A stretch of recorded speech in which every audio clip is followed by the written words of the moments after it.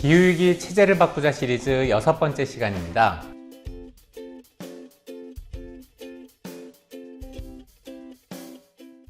올해까지는 주로 자본주의 체제의 지배자들이 기후위기에 어떻게 대처하려 하는지, 그런 시도들이 왜 거듭 실패하고 더 많은 문제를 양산할 뿐인지 살펴봤습니다.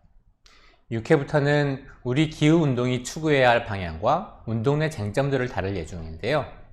오늘은 그린 뉴딜과 정의로운 전환에 대해 얘기해 보려고 합니다. 최근에 주요 선진국 정부들은 자신들도 기후위기를 멈추기 위해 노력하는 것처럼 보이려고 했습니다.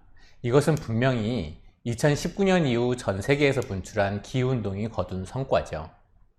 하지만 그들은 기후운동에서 제기되는 요구들을 수용하는 척하면서 말만 번지르르하게 할 뿐 결국 알맹이 없는 꾀죄죄한 정책을 내놓곤 합니다.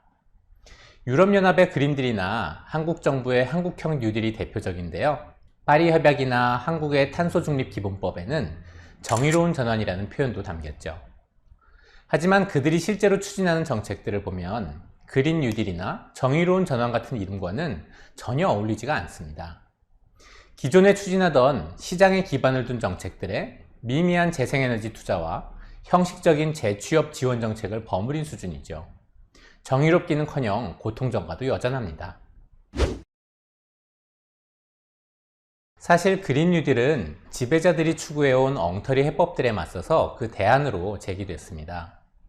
그린 뉴딜 정책은 전 세계적으로 인기를 얻었고 국내에서도 정의당과 녹색당이 2020년 총선을 앞두고 그린 뉴딜 정책을 채택한 바 있죠.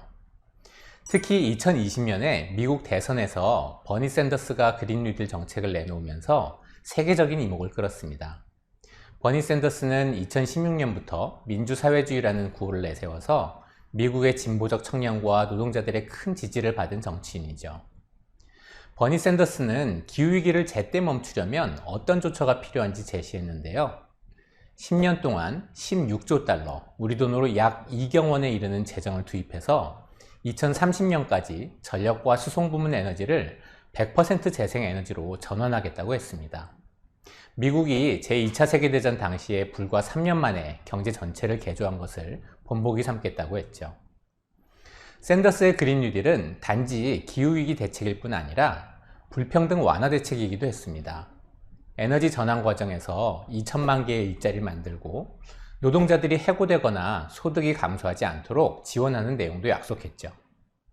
이것은 기후위기 대응을 회피하거나 그 부담을 노동자들에게 전가하는 주류 지배자들의 태도와는 극명히 대조되는 것이었습니다.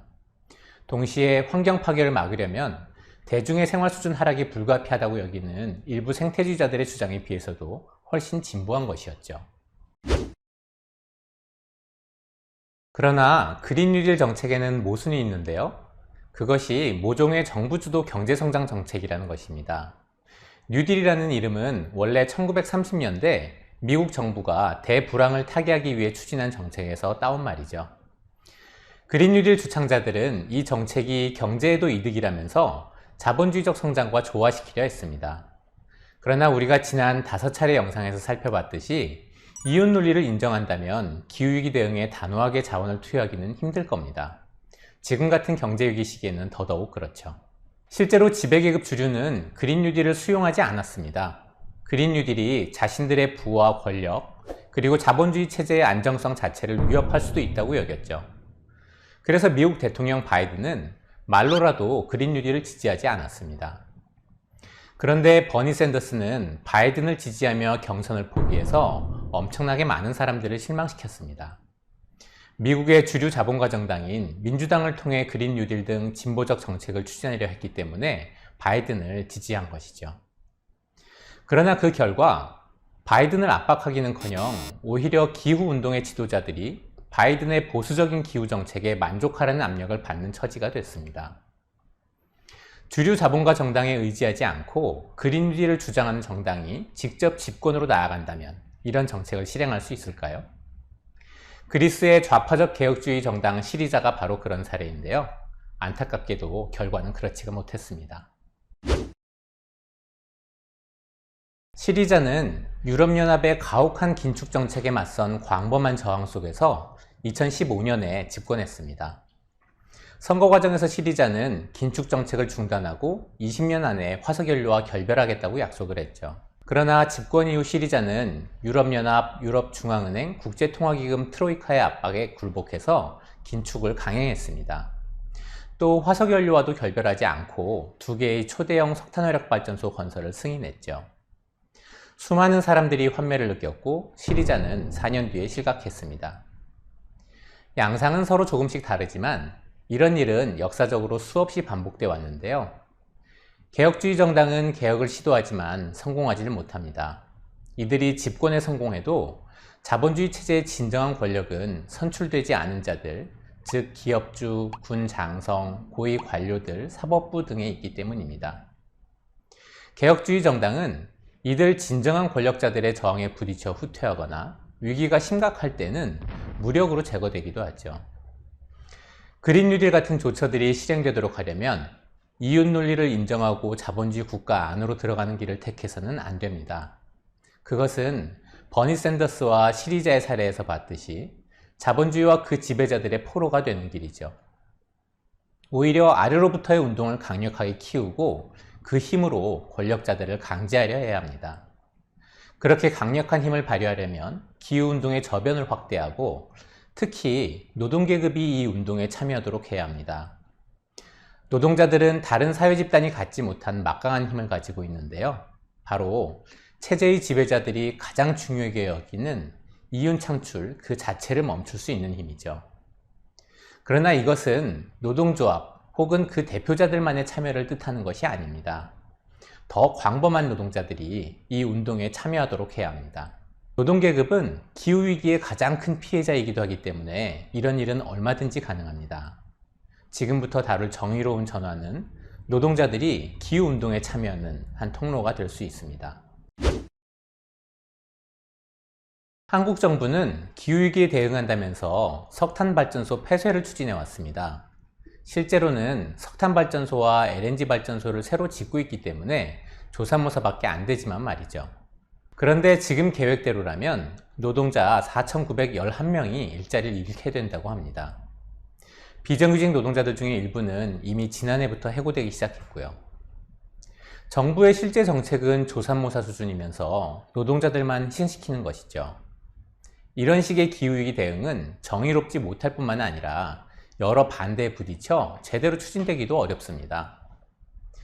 노동자들이 일자리를 지키려 하는 것은 너무나 당연하고 이해되는 일입니다.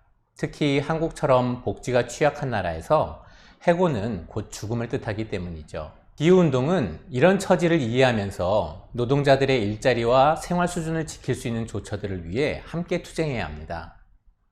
예를 들어 석탄화력발전소 노동자들을 재생에너지 산업 일자리로 이전시키고 이를 위한 재교육을 제공하고 이전 기간 중에 생계 위협이 없도록 지원하라고 요구하면서 말이죠.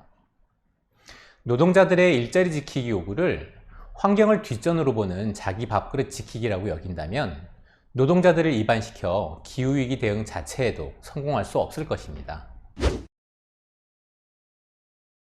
현재 부족한 수준의 석탄발전소 폐쇄에도 반대하는 지배계급 일부는 일자리 문제를 들먹이면서 여론의 지지를 얻어내려고 합니다.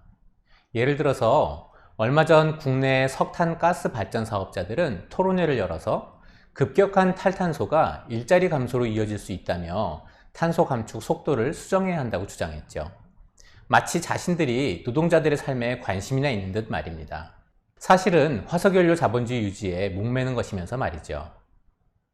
그러나 노동자들은 화석연료 자본주의를 유지하는 데 아무 이해관계가 없습니다. 그린피스 등이 해외의 석유 노동자들을 대상으로 조사를 해보니까 정부가 제대로 된 재교육을 제공한다면 재생에너지 산업으로 직장을 옮기겠다는 노동자들이 절반이 넘었습니다. 이 노동자들은 안정된 일자리와 소득을 바랄 뿐 화석연료 산업에 어떤 미련도 없다고 답했죠. 그린피스는 최근에 국내 자동차 산업 노동자를 대상으로도 설문조사를 했는데요. 응답자의 82.1%가 전기차로의 전환을 지지했고 심지어 정부 목표보다 그 시기를 앞당겨야 한다는 의견도 63.5%나 됐습니다. 기후위기 대응이 환경이냐 일자리냐 식의 양자택일처럼 추진될 때 일부 노동조합들은 화석연료 사용을 줄이는 조처에 반대하기도 하죠. 하지만 이것은 노동자들이 모두 기후위기 대응에 반대함을 뜻하는 것도 아니고 그런 입장이 변화 불가능한 것도 결코 아닙니다. 노동자들에게 희생을 강요하는 게 아니라 기후위기 대응의 필요와 노동자들의 삶을 지키는 요구를 결합한다면 노동자들은 이런 투쟁에 나설 수 있습니다. 그런데 정의로운 전환을 요구하는 운동 내에도 그 내용과 방법을 둘러싸고 이견이 있습니다. 적잖은 환경 NGO와 노조, 좌파 정당들은 녹색 경제로의 순탄한 전환이 가능하다고 보면서 사회적 대화나 경영 참가로 정의로운 전환을 이루려 합니다. 가령 금속노조는 전기차 생산과 투자를 늘리면 기후위기 대응에도 이롭고 기업 경쟁력에도 이롭다고 주장합니다. 내연기관을 전기화하는 것은 당연히 필요한 일이죠. 그러나 기업 경쟁력과 이윤을 위한 전기차 생산은 환경에도 노동자들에게도 이로운 변화를 가져올 수 없습니다. 기업들은 화석연료에서 끌어오더라도 저렴한 전기를 원할 뿐이고 전환 속도도 조절하고자 하죠. 또 효율을 위해 노동자들을 자르고 조건을 악화시키려 합니다. 이런 엄연한 현실을 무시한 채 기업주와의 협력을 통해 정의로운 전환을 이룰 수 있다고 여겨 경영 참가나 사회적 대화에 매달린다면 오히려 노동자들을 수동화시켜 그 힘을 약화시킬 수 있습니다. 정의로운 전환이 부분적이라도 시행되게 하는 것은 결코 쉬운 일이 아니죠. 그렇게 하려면 앞서 그린 뉴딜에 관한 논의에서 살펴본 것처럼 막대한 재원이 필요하고 기업주들이 그를 양보하도록 강제해야 합니다. 또 그런 전환이 전면적으로 이루어지려면 사회가 이윤이 아니라 인간의 필요에 기초해 운영되도록 근본적으로 변화시켜야 할 겁니다. 그게 과연 가능할까요? 바로 다음 7회에서 이 문제를 살펴보려고 합니다. 노동자들이 기후위기의 공범이라는 기후운동 일각의 편견이 왜 잘못된 것인지 살펴보고 실제로 노동자들이 자신들의 삶을 지키는 과정에서 환경 파괴에도 맞선 사례들을 소개하려 합니다. 오늘날 기후운동에 노동자들이 동참하도록 하는 것이 얼마나 중요한지, 그렇게 되려면 어떻게 해야 하는지도 얘기해 보겠습니다.